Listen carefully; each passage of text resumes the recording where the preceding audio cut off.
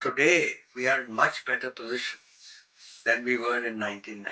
Of course. Today, infrastructure has doubled in the last 11 years in terms of mileage, Yes. road Yes, mileage. definitely.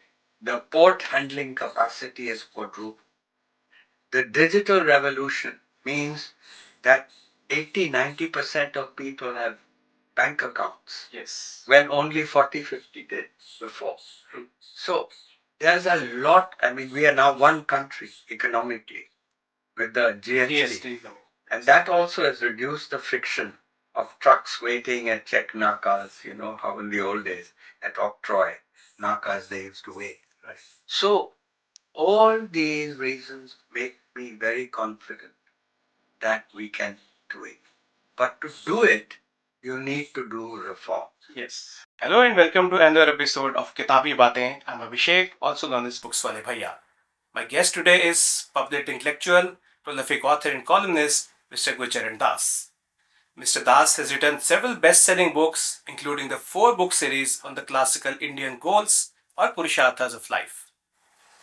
Mr. Das studied at a prestigious Harvard University, where he graduated in philosophy. He later moved to the corporate world and became the CEO of Procter & Gamble India and South Asia. He later left the corporate world to become a full-time writer. And guess what? Today, he has been kind enough to have this session at his beautiful house here in Delhi.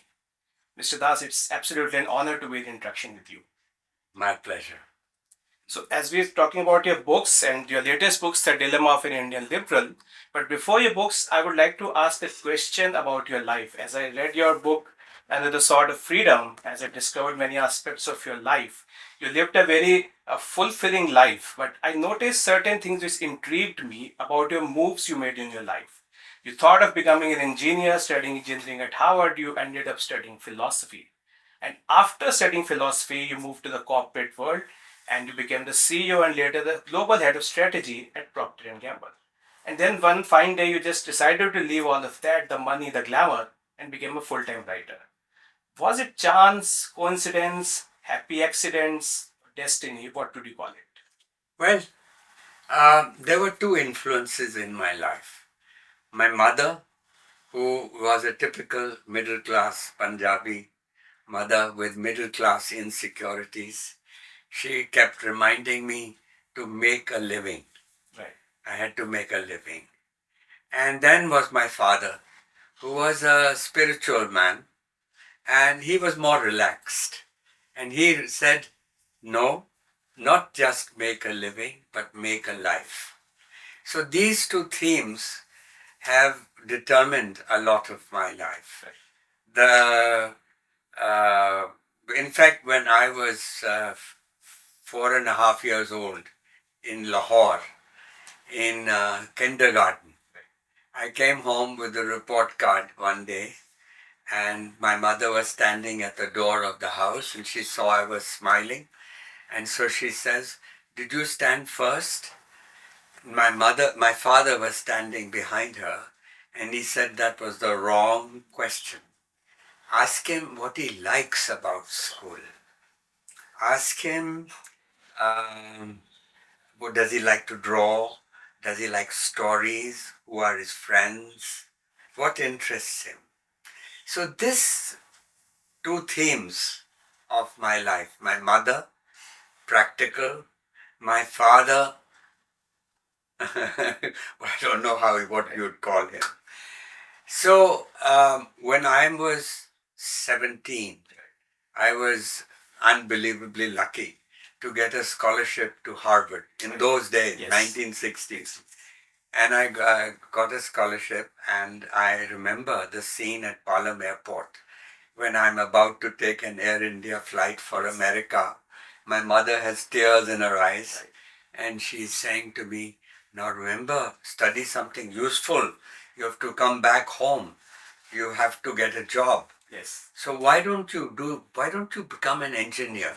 India needs engineers. Absolutely. We were building Bhakra Dam and all that in those days. Your father was a government engineer. Yeah, he was an engineer, Yes. and he worked on Bhakra Dam. Yes. So I arrive at Harvard, and I sign my papers, and I say I'm going to do engineering. But after a few months, I realized my roommate in college, he was studying Russian literature and he was reading the novel Anna Karenina. And one day at lunch, he says, you know, Gurcharan, if you want to have an affair with a married woman one day, it should be Anna Karenina. And here I'm thinking, look at this chap, he's dreaming of sleeping with Anna Karenina, and look at me, I'm mugging up Bernoulli's equation, and I'm calculating pipe friction to become an engineer. Something is wrong. So I said goodbye to engineering, and the lovely thing about an American education is you don't have to decide. Exactly. And you can do, for the first 2.5 years, you can do what you want. So I studied Greek tragedy, I studied literature, I studied Plato and Aristotle, I studied Renaissance painting, I studied Beethoven's music, and I even studied Sanskrit. And when my mother heard that her son is studying Sanskrit at Harvard, she says, hi, only a dead language, only the dead will now give him a job. So, anyway, by my third year, even Harvard got a little concerned, and the dean called me and he says, now, son, you got to declare a major. Right. And you also have to take enough subjects in it and write a thesis in it before you graduate. So he says, what will it be? I said, philosophy. He said, why philosophy? I said, I want to be happy. He said, well, that's the most original answer I've got, but it makes sense. And so I did honors in philosophy, and I wrote my thesis under the philosopher John Rawls. Oh, wonderful. Who went on to become the greatest political philosopher of the 20th century. And I got a scholarship to go to Oxford to do a PhD. That summer, I was home. My father was working for the government in Chandigarh, and I was sitting down. I was lying down on the ground in the park near our house and looking at the sky and the stars and so on. And I asked myself, do I really want to spend the rest of my life at that stratosphere of abstract thought? Right. No. I want a life of action. Now, I didn't know what a life of action was, but I quickly wrote and quietly wrote a letter to Oxford to say I was not coming. And of course, when my mother heard what I had done, her worst nightmare came true. She had a grown-up son at home, unemployed, and what we call in Punjabi, wale. Villa, yes. And we had a nosy neighbor in Chandigarh, and she would come and visit my mother in the mornings, and she would ask her, "Thoda munda ki kar raha hai?" What is he doing? What's he doing? That too after graduating from Harvard. After graduating. And my mother would get very embarrassed to say, "Tanu nahi pata, bhai." And so when I saw the embarrassment on her face, I felt very sad. So I quickly answered the first advertisement I found in the newspaper. Right. It was a company that made Vicks Vapors. Yes, and they somehow I got a job there, and at the interview, the job interview, the fellow is asking me, the interviewer, he was asking me, and what is your objective? And I said, happiness. He said, no, I meant, do you want to be in finance or marketing or production? And then at that moment, his secretary came in She was a stunning woman. Okay. And she was carrying a tray of tea, coffee for us.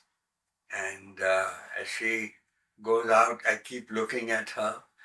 And so my interviewer uh, looks at me and he says, um, so you said your objective was happiness. What will make you happy? Okay. He asks. And I say, a beautiful woman. Because I remembered this girl who had walked in. Anyway, I realized I had given the wrong answer in the interview. The interview to khatam ho gayi hai. Right. But somehow they gave me the job. And I got this job. My mother was relieved. I got 750 rupees a month salary, which was a lot of money Right. in those days. And so it's that company that made Vicks Vaporub. And 1 year there was a flu Right. in the country. And we produced a hell of a lot of Vicks Vaporub. We sold very well. Yes. We were the best performing. It's an international company, Yeah. an American company. And we were the best performing subsidiary. So we were celebrating at the end of the year. And that day, the lawyer, company lawyer, brought me a notice saying from the government, which was a summons, which said that we had broken the law. And I was asked to appear to explain. And those days were the days of the license Raj. And so if you produced more than your licensed capacity to produce, the production was limited to so many tons of Vicks Vaporub, you could go to jail. Right. 3-year jail sentence. So those were the days of the license Raj. Most young people today won't understand. Can't even imagine something so ridiculous. But I was summoned to Delhi, and the joint secretary kept me waiting outside his office for 2 hours. Then he called me in. I had 2 lawyers with me, and we sat down in front of his desk, and he kept reading the newspaper. So I was too polite to remind him something like that we are waiting for you, sir. But he kept reading the paper. Then he puts his paper down and he says, Kya? And I said, Aap bataiye kya, sahab? Here, you have called us. He said, मैंने file नहीं पढ़ी आपकी. बताइए क्या है? So I explained we had flu and we helped so many millions of children and their families in this flu. And so we even ran double shift. Right. To 3 shifts. More to produce more, we ran 3 shifts. And so I thought we were producing for the country. He says, looking at the summons, but you broke the law. I said, yes, we technically broke the law, but we did good. Of course. And he said, sorry, now the law will take its course. I want to make an example of your company. You guys in the multinational companies think you are big shots. You come to this country, exploit our people, and I want to give a message to everybody that in India you don't break the law. I suddenly got very depressed, and the lawyers were shivering.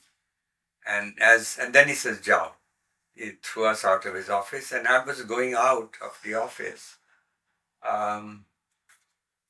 I turned around and I said, "Sir, you know we are a multinational company, so the news will go out if you send me to jail." Yes. It's not every day an executive of a company goes to jail. And so I said, how do you think our country will look if this appears in the New York Times, Washington Post, London, all over the world? in India, people will read that here was a company that was doing good.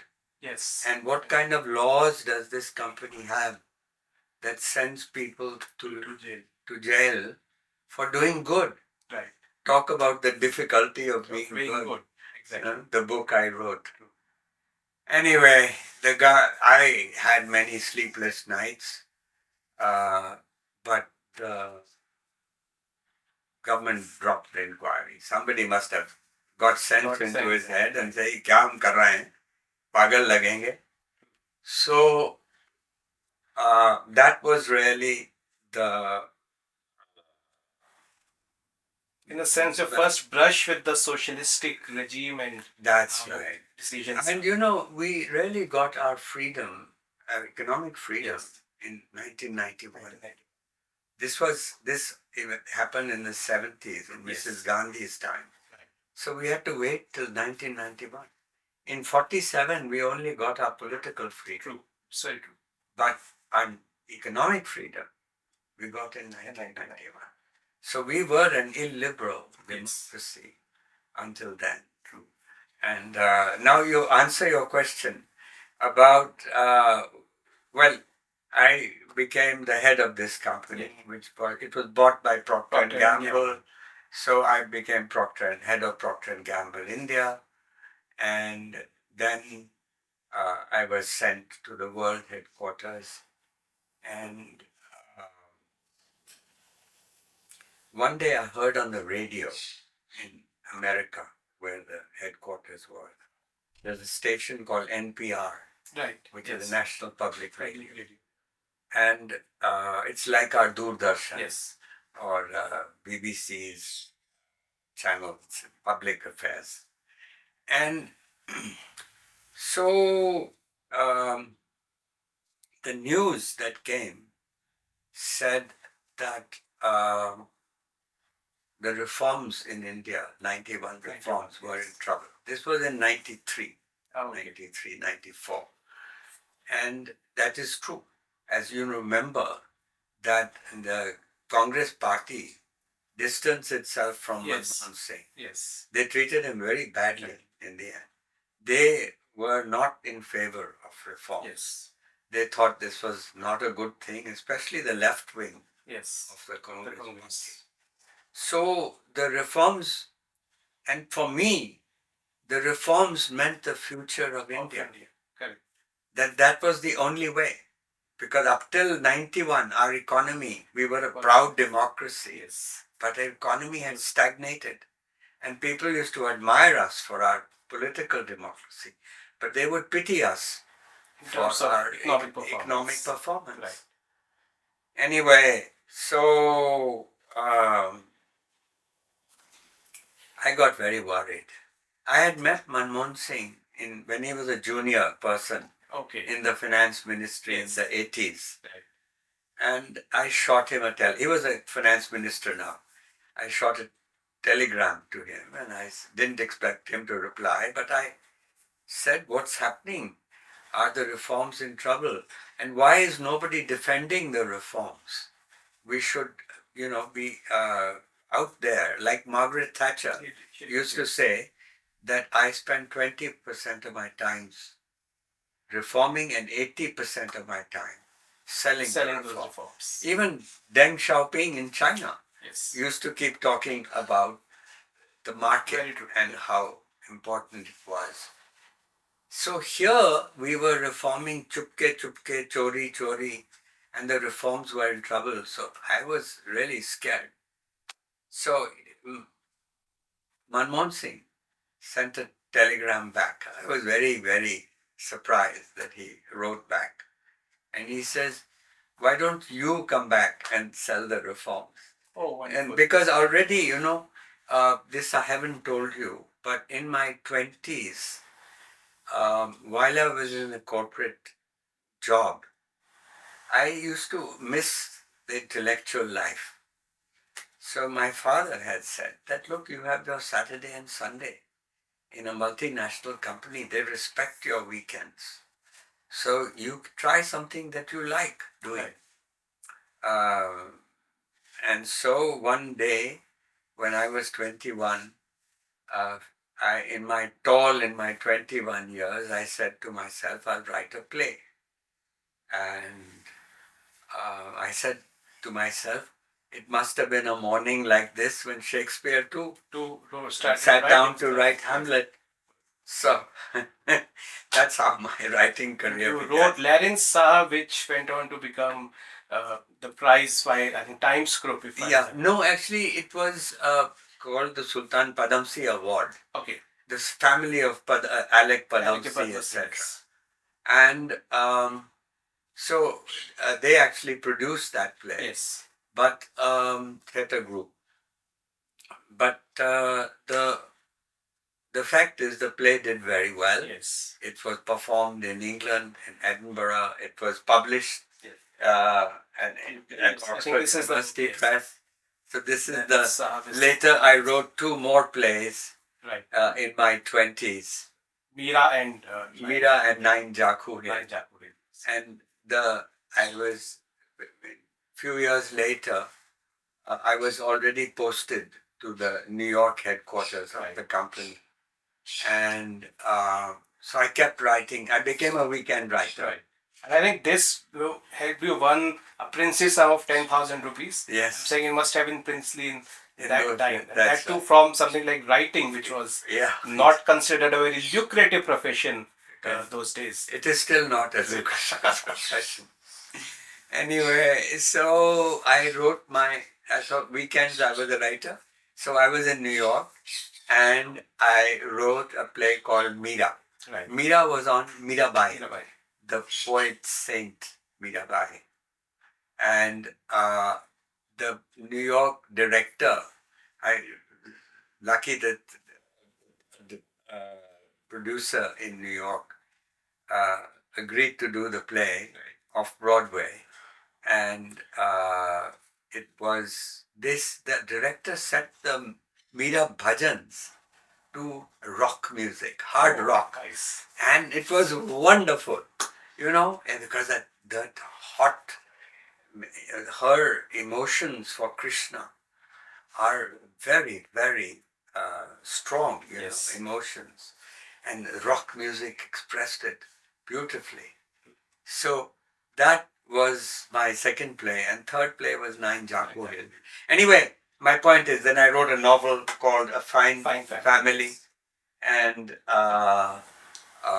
this is still, being sold in bookshops after 30 years. And so slowly you were emerging as a writer. Yeah, so I was with my weekends, I was perfecting my writing. I began writing op-eds in the newspapers, like in Times of India and so on. So people began to sort of know that I was writing. That's why Manmohan Singh said, "You come and write." Right. And so that's what happened. And you eventually... I quit my job. My wife said, now there'll be no salary. Yes. So what are we going to live on? So I had to sit down. I explained to her that, look, these are our expenses these are our savings. Because I had worked abroad and I had reached quite high up. So they was paying me quite a big salary. And so in a few years, I'd saved enough money. Nice. And so we had a house here. And so my wife was a good sport. She came back, we came back. And Times of India gave me a column to write eventually. Slowly and so I came, and I was this so kind of the very few persons who was actually selling the reforms, selling the market, reassuring people that the reforms were good. So the reforms, as you talked about in the book India Unbound, so which is so this is, and as I mentioned to you, this is considered as your magnum opus, and many people in India became your fans after reading the books, which includes me, of course. So you mentioned about how socialism hampered India's growth for decades, and how embracing market reforms is helping in building a better India. You wrote this book in, I guess, in 2002. how much you think India has improved in terms of economic performance since the time you wrote India Unbound? Well, it's now 30 years after the reforms. Yes. And India has grown in these 30 years at an average rate of 6% per year. Of course, a 1 year up, 1 year down kind of thing, but to average it out, it comes to almost 6%. Now, for a democracy, that is very, very good. We became the second fastest growing major economy in the world after China. But there's a but. The fact is that our model did not create enough jobs. Right. So the problem today is that half the population, 45% of Indians, are on the farm. Yes. How are we going to take them to better paying jobs, better, more productive jobs, so that they can have a middle class? Yes. The Asian tigers, beginning with Japan, Korea, then Taiwan, Hong Kong, Singapore, now latest is China. Yes. They have all followed one mantra for their rise. It is to export labor-intensive manufacture. Yes. Now, India has failed. Our manufacturers are only 15%, 16% of GDP. Our exports of manufacturers is less than 2% of world exports. It's very less. So we seem to have jumped from a green revolution in agriculture to a digital revolution, an IT revolution. Yes. And we have skipped the middle. And so India's first priority, yes, whichever government comes to power in 2024, the top priority has to be to create this industrial revolution. And it can be done. Yes. It can be done. Today, we are in much better position than we were in 1990. Of course. Today, infrastructure has doubled in the last 11 years in terms of mileage. Yes. Road yes, mileage. Definitely. The port handling capacity is quadrupled. The digital revolution means that 80-90% of people have bank accounts. Yes. When only 40-50 did before. True. So there's a lot. I mean, we are now one country economically with the GST. And that also has reduced the friction of trucks waiting at check nakas, you know, how in the old days at Octroy nakas they used to wait. Right. So all these reasons make me very confident that we can do it. But to do it, you need to do reform. Yes. Not only the 3 reforms that Mr. Modi tried to do in the last... Labor and farm reforms. Labor, farm and land acquisition. All 3 we failed to do. Yes. And plus more. You know, we have to still keep working at improving the ease of doing business. Right. India is not considered a hospitable country. When it comes to starting a business. We are still considered over-regulated. Corruption at low level between the officer or the government official and the poor small manufacturer is still there.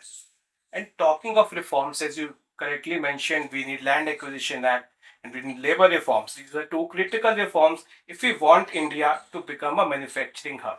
Given the stiff resistance the government faced in the first 10 years of Mr. Modi's government on Land Acquisition Act, because if my memory serves me right, Land Acquisition Act was among the first laws to be introduced in 2014. But it failed to see the light of the day. Same is the case with the labor reforms. How do you think, when the government has full majority, that in the face of resistance, Mr. Modi, if he gets a third term, or if any other government would be able to pull these critical reforms? I think now we are more aware of the importance of the fact that everybody cannot get a job in the IT Right. industry. A poor farmer's son, he has to go to get a job in a factory. Right. We have to go through the factory stage.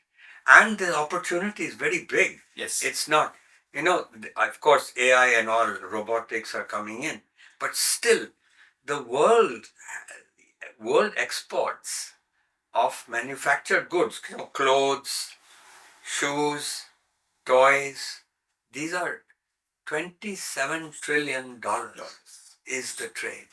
So if we could increase our share from 2% to 3%, Diwali ho gayi. Of course.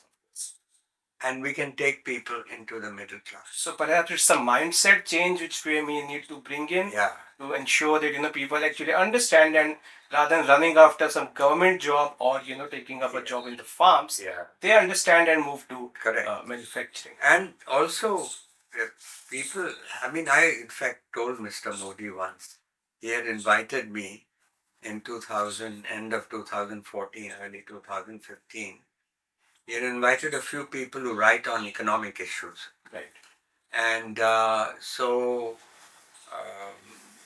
Mr. Nainan, Swaminathan Iyer, a few people, Surjit Bhalla, were there. So I told him, why don't you use Man Ki Baat on Sunday mornings to sell the market, the way Deng did, the way Thatcher did. Because people still believe that the market or the reforms make the rich richer and the poor poorer, which is false. True. They still believe there is no difference between, they cannot make a difference between being pro-market and pro-business. And a party like the Congress still will make a false trade-off between growth and equity. When we know that equity, real equity comes from dignity through jobs. Correct. That's how you get real equity, not by giving away money to the people. So that is really the unfinished. Yes. So I think it boils down to what you mentioned about Margaret Thatcher, that 20% of the time doing reforms, but 80% of the time selling those reforms. Correct. And especially we are seeing as, voices coming from opposition, when we talk of growth or capitalist success stories, we are still obsessed with the Ambani Adani thing and mentioning that, see, this is not good for India, we should have more government jobs, it's just undue favors to capitalists. That mindset, I think, we need to change, and let's hope that it happens. Also, if I were Mr. Modi, I would tell Ambani and Adani, look, you're doing all these other things. Why don't you set up large factories, labor-intensive factories for exports? And so that we can actually, if we set up large units, and these guys are great managers, of course, that the country would create lakhs of jobs. Because you need a certain level of scale if you want to grow well. Correct. You cannot do this through small factories. You need land and a lot of capital, which of course the Ambanis and Danis can provide. So are you, in a sense, are you hopeful about India's future in terms of economic performance, or are you a pessimist now? No, I'm not a pessimist, but I know, but also I'm realistic enough to say that it is not inevitable that this industrial revolution will take place. So I'm saying that it will take heavy lifting. Yes. The hard work of changing the mindset of the bureaucracy, the low bureaucracy. You see, nobody has done that. Right. In 91, they should have not only decontrolled the economy, opened the economy, but they should have sold it, at least sell it to the political class. Political class also doesn't believe that reforms are. So as you mentioned about bureaucracy, I think one reform linked to economic reforms is, of course, administrative reforms and also judicial reforms. So what's your take on that? Has India done enough in terms of administrative and judicial reforms, or are we still far behind? No, we have not done. In fact, I wrote a book. Oh, here it is. India Grows at Night. India Grows at Night. And original title was India Grows at Night when the government sleeps. And of course, my publishers thought it was a bit insulting. Right. So we just called it India Grows at Night. And which was really not just a celebration of a country that had risen despite the state. Yes. It was not only a story of private success and public failure, but it was an exhortation to the government to do governance reforms. Yes. That is even more important. If we want to achieve that 2047 objective, right, that Mr. Modi has set, then we will need to have better governance. So, judiciary, why should it take 12 years to get justice in the court? Why should talk about the police? Why is the police the handmaiden of the chief minister? Right. Why is it independent? And why am I afraid to go near the Lodi Road police station? And I'm a privileged person. But imagine a poor guy, how he... Everyone avoids it because they know they're unlikely to get justice. No, you might get into trouble. Into trouble, in fact. That's very true. So, then the administration you talked about, why should a person, an officer who works 14 hours a day and is very effective, get promoted on the same day as a guy who works 2 hours a day and is time passer? Something is wrong. Very true. And Parliament, why is it 1 out of 3 or 1 out of 4 members of Parliament have a criminal record? So all these are the 4 pillars of the state. Right. And all of them need to be reformed. That's very true. Right. So I'll come to the latest book, Dilemma of an Indian Liberal. So you talked about liberalism, what state it is in India as well as abroad. Do you see a retreat of liberalism both in India and globally? Yes, that is exactly right. Worldwide, somehow, there were always many democracies that were illiberal. Yes. And liberalism, frankly, is a very common sense idea. Liberalism comes from liberty, but all human beings want liberty. Yes. It also believes in equality, and we all aspire towards equality. So, and it's a creed that has been for 250 years. Humanity has risen as a result of democracies and liberalism also, that it's not the state that should produce the economic goods, but it should be the private sector. Yes. That is the other belief of the liberals.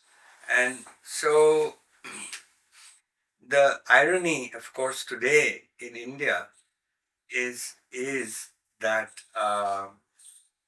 we were, in the first 40 years of our history, we were a proud democracy. And we were admired and envied by the world. But we were pitied because of our socialist, poor performing economy. It was as I was said, we called it license Raj, because it was over-regulating the private sector. And that's why the middle class only consisted of government people. Yes. And I mean, less than 10% of Indians were middle class before 91. Yes. Today, 30% of Indians. Which is huge. At the same time, you asked me about the impact of the reform. 400 million people have risen from poverty to prosperity. So, all these are the result of liberalism. Right. But now I fear that the two largest democracies in the world, United States and India, are turning illiberal. And so dissent is not appreciated. There we could talk about other areas, uh, and you know the fact is that the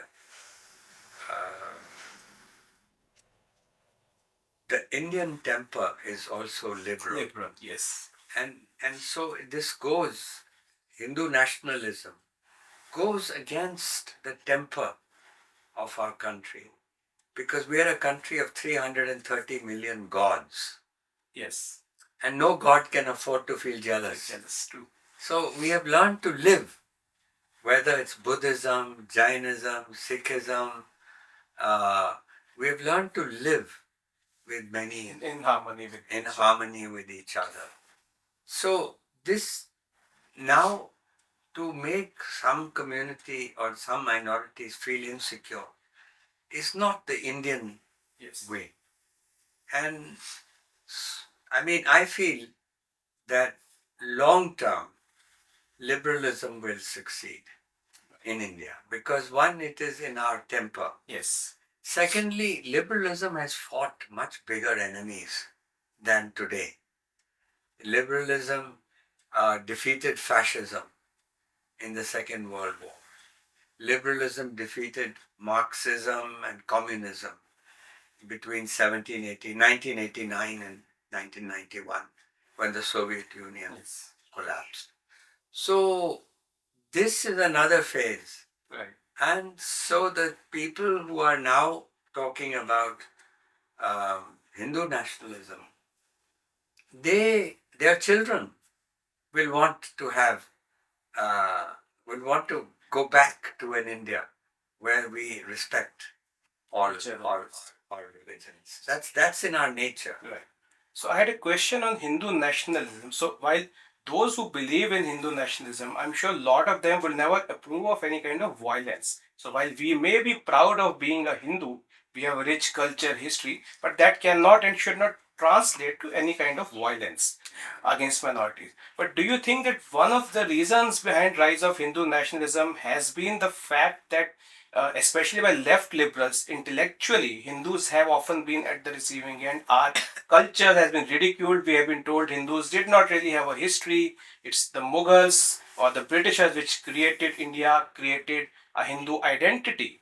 Whereas the available literature or historical facts suggest otherwise. So while today what we hear is Hinduism is essentially about Brahmanical patriarchy, it's about oppressing women. Such thoughts usually from the left liberals coming in, not from the classical liberals. And I think you identify yourself as a classical liberal. But a Hindu losing his sense of identity, thinking that, oh, I am nowhere, my culture. So in this book, Abhishek, I have discussed the weaknesses of I've discussed the weaknesses of liberalism. Now, one of the weaknesses of liberalism is that it is an elitist ideology. So, liberalism is an elitist pursuit.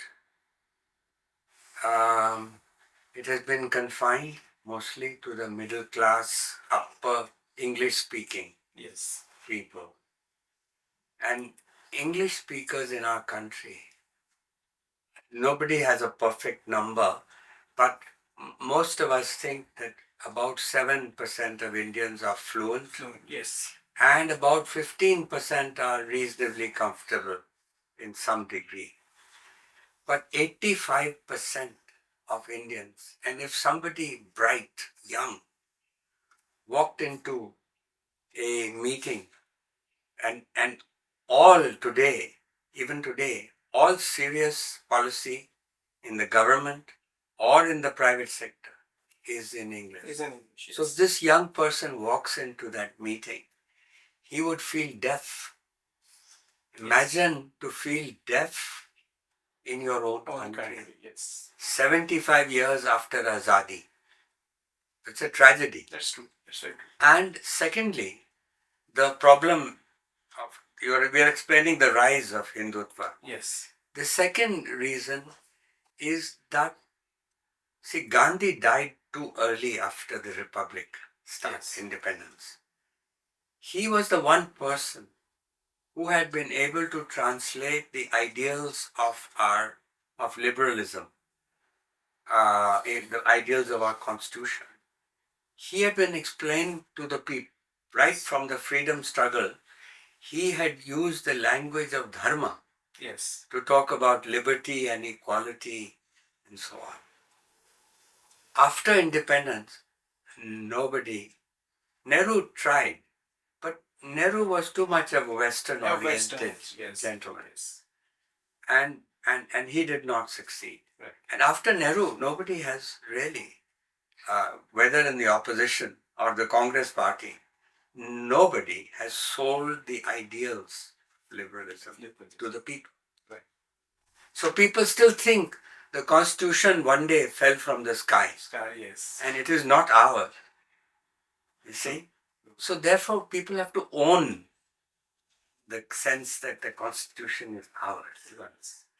And this is the reason why people resent. And there's a chapter in my book which talks about the dilemma of the Hindu liberal, and another one which talks about the dilemma of the Muslim liberal. Both. Yes.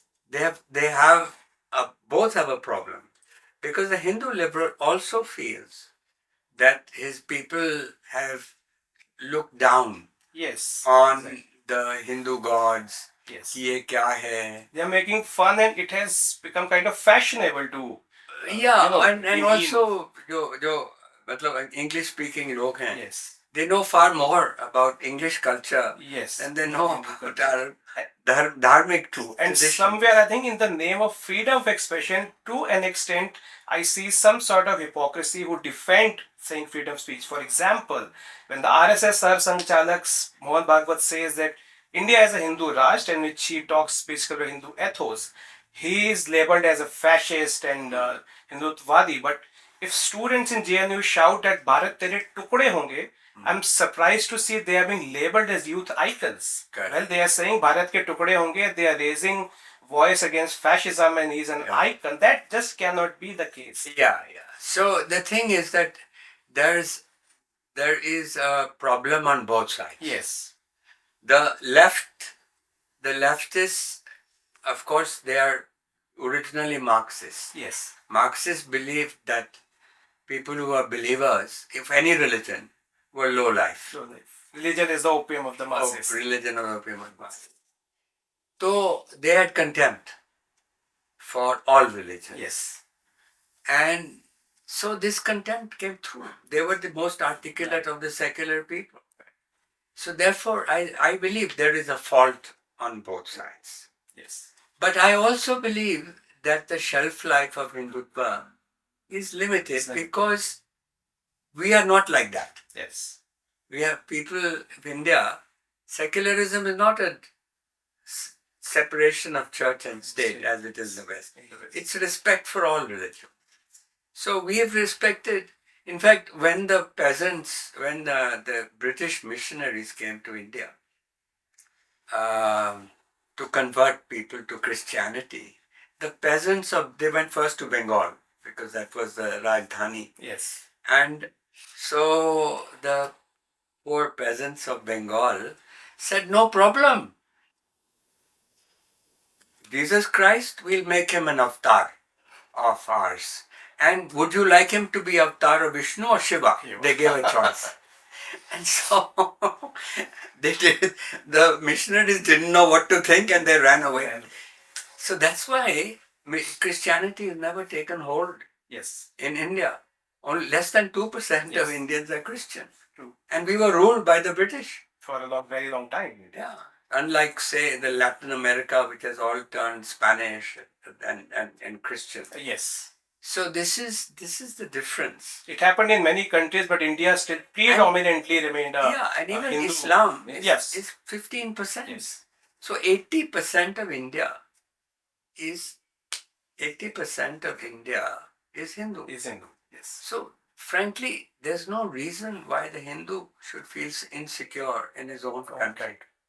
In fact, it is common sense that why, see, we are very lucky that the Indian Muslim is the most moderate Muslim in the world today.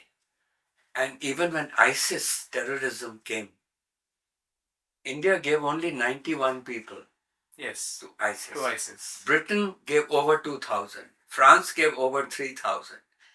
Many countries gave more people. But India, with 200 million people, only 91. So now my question is common sense that if you make Muslims feel insecure, and if a few hundred, a few thousand join global terror, Islamic terror, we will undo all the damage. All the damage will be done. All the good work that will be done will be finished. So it's not a question of ideology. It's common sense. Common sense, true. For us to be like that. It's the best form of security. Is to have, we talk about importance of security and China sitting there, etc. But the best form of security is to have a secure minority population. Right.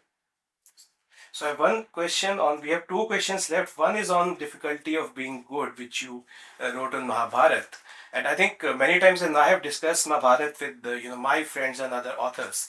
You read it extensively, as can be seen in the writing, and very often Mahabharata is labeled as a book of war, as a book of kings and dynasties, as a book of ethical choices, dilemma. What, as per you, is Mahabharata actually? Well, Mahabharata is the epic of India. It is us. It is us. And why I like the Mahabharata is because it is like human beings, real human beings. That is to say, good people doing bad things, bad people doing good things. You see, Duryodhan is doing good things and Yudhishthira is doing bad things. Yes. So it is like us, and therefore, for the people, it is a wonderful, wonderful story. And my grandmother used to tell me the stories, as did many grandmothers tell the stories to their children. And it is not confined only to Hindus. Yes. There is a Muslim tribe in Gujarat. They sing the song of the Mahabharata, but they call it the song of Karna. Oh. The hero of Mahabharata is Karna. Many of us think Karna really is also the hero. In many ways, yes. In many ways of the Mahabharata. So I feel that the only thing, there was a war. Everybody died in that war, and the people needed something, some solace. Right. And so they had to produce a Ramayana to give solace to the people, where the hero is perfect, brother of hero is perfect, wife of hero is perfect, even the villain is perfect. To give some kind of solace. And present him as Maryada Purushottam. Yes, exactly. As we revere Lord Ram. Correct. So we should think of these epics also as great works of literature. Right. It should not be connected necessarily with religion. It is on its own. These epics are very great works of literature, and I think that they would. More and more internationally, as people are writing about this, that people are understanding the depth, the profundity, right, of our epics. So my last question, you have a lot of fan following, your books are still, sold in good volumes in bookstores. A lot of people who read your books are young. What message you want to give to the youth of India? Oh gosh. Well,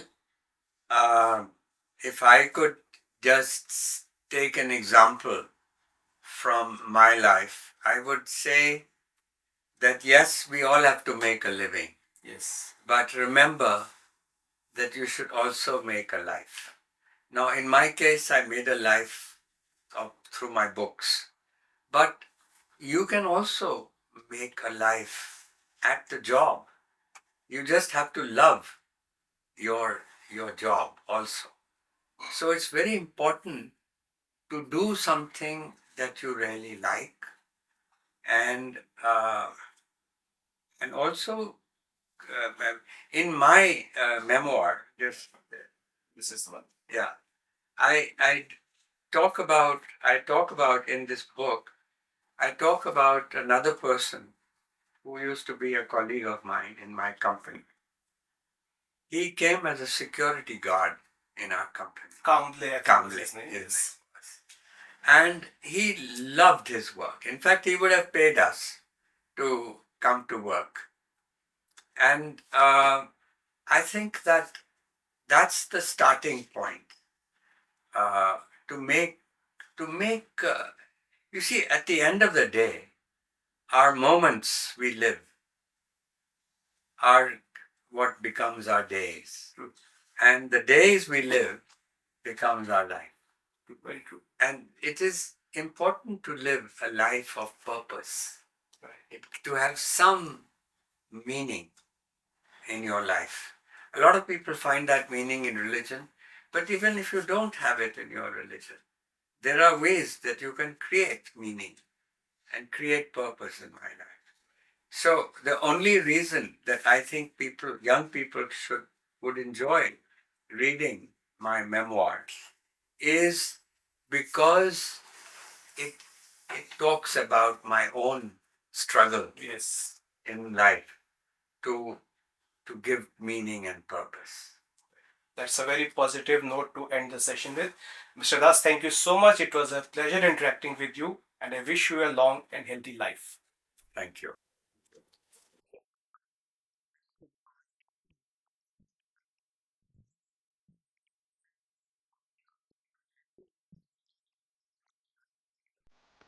Thank you very much for watching this video and subscribe to my channel for more updates.